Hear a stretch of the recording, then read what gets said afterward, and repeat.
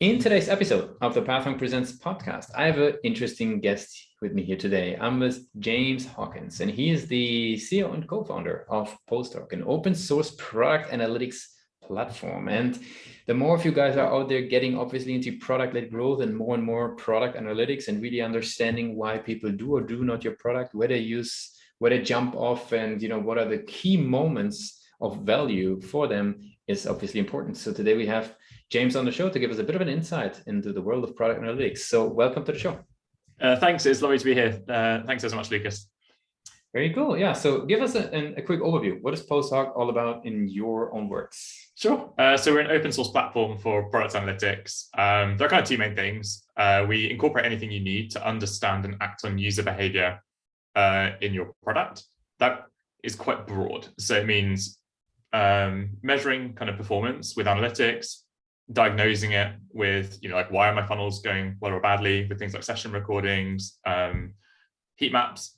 And then we allow you to do things like, then we allow you to release changes to your product. So feature flagging, experimentation kind of also included. So we can still label these tools into one place. The second major point is you can self-host our entire product if you choose to do so, which is particularly important if you care about data control as a company. So often we work with like large enterprise or growth stage organizations. We're starting to see increasingly they don't want to send all their user data to a third party. So for that kind of user, we tend to be a good fit. You can start totally for free online forever with our open source product to start off with. Very good. Yeah, that's kind of us in a nutshell. Very cool. Yeah, that brings definitely up a couple of questions. Like first, maybe tell us a little bit more, sort of, how is it easier to work with PostHog and get insights? Like, what is different to the standard way of trying to get insights into your product's usage rather than working with PostHog? Sure. Yeah. So there are kind of two alternatives really to using PostHog. One is we see teams will, if they're trying to understand the user behavior in their products, there's a bunch of tools that are SaaS products where it'll involve like amplitude heap or Mixpanel, for example. So that's kind of one option. It means you have to send all your user data to them, and a lot of companies just don't have that as a choice, especially large organizations, or it's painful. Like they have to convince 10 of their colleagues that it's okay to do this and go through a big InfoSec process. And that leaves a lot of companies will end up writing a load of SQL. So they'll export all of their, they'll build their own event pipelines, they'll pipe all their event data and their product into a big data warehouse, and then they'll have a team of data analysts writing SQL to figure out how many users they have, which features are being used. Invariably, that's just a really clunky experience for non-technical people in the business. If you want to understand something, you're relying on one of your colleagues to build a visualization for you. So people end up not being very data-driven as a result in the wider organization. So those are kind of like the, although it feels like we're competitive with Amplitude or Mixpanel, we're really not. We tend to be competing with a self-built system in companies that don't have a choice over data control. That makes a whole lot of sense. And who would you say is typically the one that is bringing a PostHog into the companies? Is that like a product manager who wants just to get quicker insights, or is it the data analyst that say, hey, there is a faster way to do things? Like who's bringing it on board? It is 100 million % engineering every time. At first we weren't sure how this would work when we started off the company. We thought, hey, will product kind of buy this thing, but engineering, like how will the relationship between kind of engineering and product work? We basically found that increasingly engineering is quite empowered to kind of pick tooling and so on. And so we're completely focused on a kind of more technical user profile. So engineers, like the most successful customers that PostHog has, the decision-making is driven entirely by engineering. They tend to give access to product people later, but engineering will pick up the product, implement it, buy it, and then product kind of join in a bit later. If a product manager makes a demo or makes an inquiry for us, our next step is always like, hey, we should get engineering involved really early, because we found that when really technical people are involved in the implementation of product analytics, and people are just more successful because they're the ones who are implementing all the event tracking, and to be frank, like building the product from a code perspective too. Makes sense. So how do these folks, like in your engineers, in your case mostly, how do they hear about PostHog? I know you guys have a large community. We will talk about that a little bit, but maybe just tell me, so what's the typical journey of somebody getting, to hear about PostHog and then getting started? Yeah, this has been a very spicy question for us. It is extremely hard. Like the irony of being a analytics related company and not really knowing where growth comes from was not lost on us for the first year and a half. It is extremely hard to track where open source users come from, because they may not install a product through PostHog.com. They might go on GitHub and install it, for example. We put a lot of work into answering that question lately, and it turns out that more than 90% of our growth is purely word of mouth. Which is kind of awesome and terrifying at the same time. It's obviously really efficient and it's cool because it means we can kind of double down on providing long-term value to users. We know that as a channel works well for us, but it can feel, I think you have to be quite creative to kind of figure out how to scale word of mouth growth. Like you can't flipping a switch and doing 10x growth from a word of mouth perspective feels a lot tougher than just spending 10 times as much money on ads, for example. But yeah, I think the reason for this, or the key lessons we've had on generating word of mouth growth, there are kind of two main concepts we have. One is making it super accessible to get started, like as much as humanly possible. Being open source is a key part of that. If you work in a really big company, you're probably able to use open source software without asking your boss's permission, which isn't really the same for cloud. And we give away tons of value for free in our open source product. Like we have probably 95% of engineering workload has been building functionality that we don't charge for. So just giving away what looks like an insanely large amount of stuff for free, we found is what is required to get people to tell their friends about it. Hey, use PostHog, it's free. Like, what have you got to lose, kind of thing. The second thing is from a pricing perspective, our strategy in pricing is geared around making it really easy to get started. So we have a generous free, a very generous free tier in our product. We don't try and monetize small companies. And we have usage-based pricing, and we only charge monthly. We don't kind of do big annual contracts. The reason for this is it means that if someone wants to try us out, they just can. They're not put into a longer term contract. They can just send a small amount of value and a small amount of volume to us, and it's free. And when they grow, we capture their growth. So we're good at charging companies that have a lot of data and probably therefore value product analytics a lot. And ones that are really small, we don't bother trying to get money out of them. We just give it to them for free, basically. The third point is we have kind of create what I would also term crazy generous support. So we support open source users very heavily. We have engineers who work on the product in our community answering user questions every day. We get dozens probably. And we're willing to do that because we kind of know it builds a lot of goodwill. And that user you never know, that user who's using us on their blog and getting stuck might bring us into work on Monday morning at a large bank, for example. So that's been really accessible to get started, has been very key. And the second is we treat our website and our docs as products. I think a lot of companies treat our website as a pure market. They call it the marketing website, for example. It's a really common term. We think there's a product.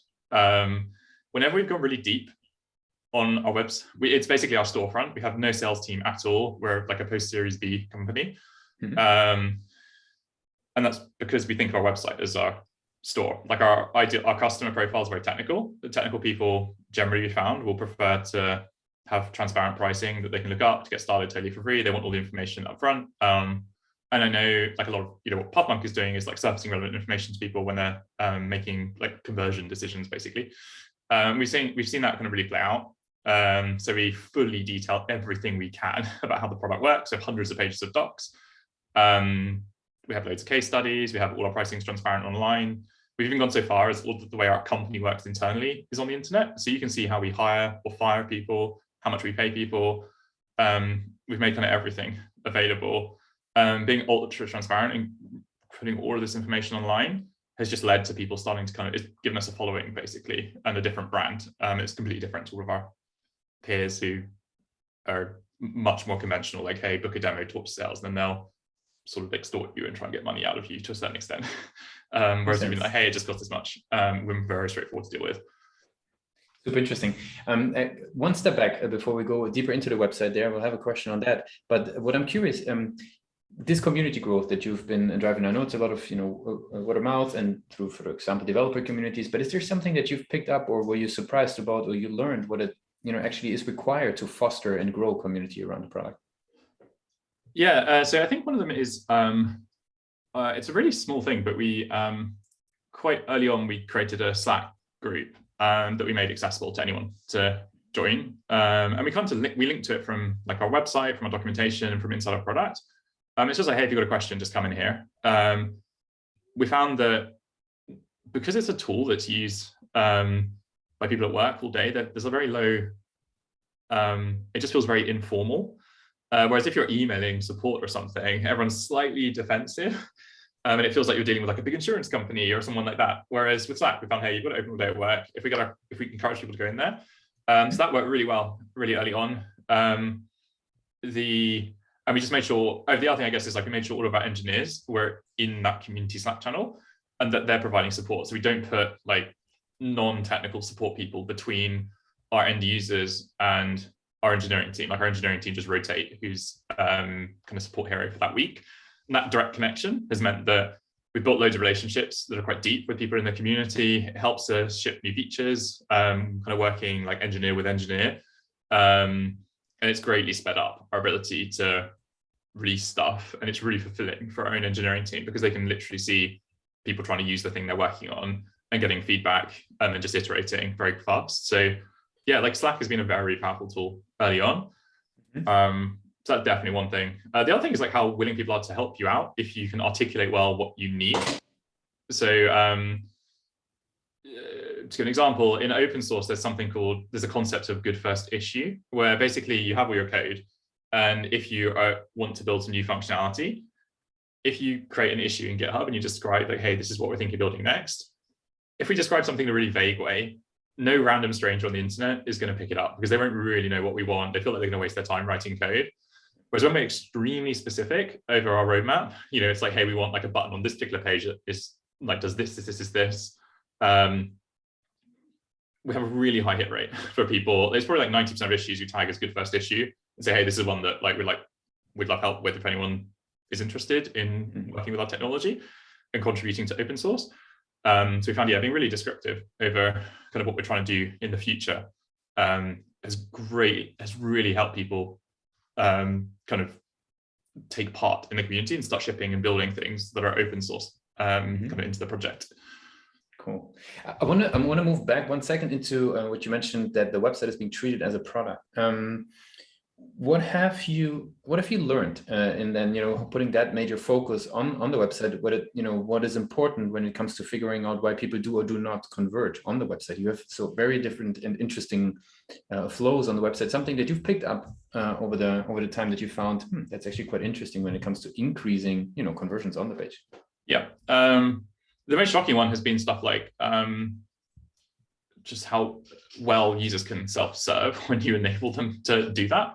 So like originally we were like, okay, well, if we want to convert someone to a paying customer, we should get them to talk to our sales team. So we put in we embedded like a Calendly kind of link where you could like just directly book yourself in for a meeting with us. And we started getting loads and loads of meetings, but not a great deal of them would then turn into sales later. But the reason we did this was like, well, if we talk to users first, we can kind of figure out what they want when they're trying to buy our paid product, which is one step up from the open source product. And we did learn a lot. Like we got reactions to pricing and so on, so we could kind of create a playbook.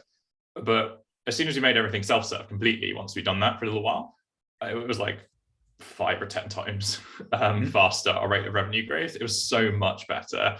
I can't emphasize enough how great it has been. I think that's the nature of our user base, and I think that comes like from a product perspective. Like think of your users and what do they value, and what problem are they trying to solve. Like someone somewhere is trying to understand how many daily active users they have, or their conversion rate for usage of a key feature or something so their product looks like. So making sure that like enabling users to just do the whole journey right there at the moment they have a problem and actually solving that problem without getting up from their computer and without having to talk to you has been wildly successful. When you look at like the very like big conversion of visits website to becomes a paying customer kind of thing. The other thing we found is like just giving lots of information up front. I think again from a product point of view, what is the problem that a user on your website is trying to solve? Like they're probably trying to compare you to competitors. They might be thinking about how much it's going to cost and figuring out if it'll fit in their budget or not, figuring out if it's worth the money. So making sure you can answer those questions with your website rather than relying on them talking to your sales team to kind of convince them otherwise. So yeah, again, this is not stuff that people traditionally do very well. Like it's very small, like not very many companies have transparent pricing, especially in kind of B2B for like enterprise, especially. So yeah, just being more upfront and letting people like meet their needs as quickly as possible with as least friction as possible has been extremely effective. I'm sure there's much more we could do. No, I think that gives a great insight. I think it just really emphasizes how much of an importance you guys put to the website as a, like you say, as a product in itself, rather than just being a side thing selling the product. Very cool. Since we slowly sort of coming to the end of the interview, I would have some rapid fire questions to wrap it up. Are you ready for those? Go for it. Who knows? What is the last book you read or the last podcast you listened to? The last book I read, it's behind me.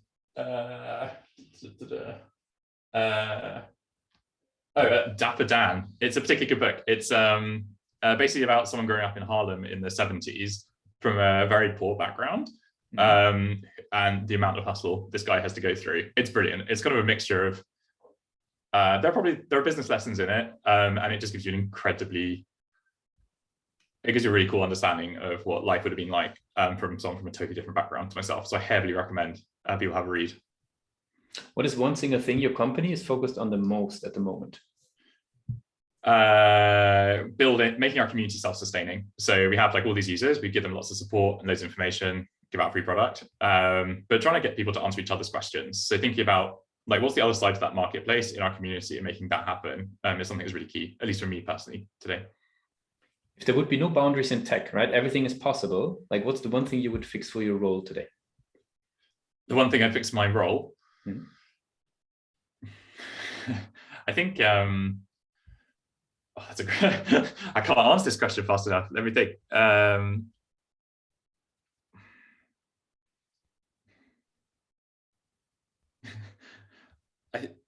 don't have a good answer for you. I'm trying to think about this question. We can come back to it. Worst case, you have a wild card. Go for it. No worries. What's the last thing that kept you awake at night about the company? I think it's basically the feeling that as soon as you start doing, like we started selling a paid product about 6 months ago, and it's super sexy to focus on revenue growth because it controls your burn. It means that you can justify big valuations if you're raising more money and so on. But I think the thing that actually worries me is that we lose focus on the like word of mouth, grassroots adoption that got us here in the first place. So like a lot of my personal role is basically focusing on that at the moment. So yeah, making sure we do both of those things at the same time. We just can't focus on one or the other. It's an and operation. Mm-hmm. For the very last question, if we go back to the days of Cambridge, right? So you're just heading out of formal education. I think you did economics. Now you're heading off formal education. What's the one advice you would give yourself for your journey as a CEO and co-founder? I think you'll see all your friends working for like really big fancy companies that everyone knows who they are, and you'll work for a bunch of weird startups that no one's ever heard of, but you'll probably learn more that way and it'll work out in the end. So I think that a lot, like when I see people who work, like, I'm ex-Google or ex-Facebook, but like working at smaller companies that have lots of problems and haven't worked stuff out can also teach you, I think, a lot more. So don't worry if your like CV looks odd. Would be my advice. Nice. James, I really appreciate you took the time with us today to be a guest on PostHog Presents. I want to give you the very last word. If somebody would forget all that we discussed about PostHog, what's the one thing they should remember? If you are building a product, you should probably be using us. So go to posthog.com. Appreciate it. Thanks a lot for being part of PostHog Presents. Cool. Thanks so much, Lucas.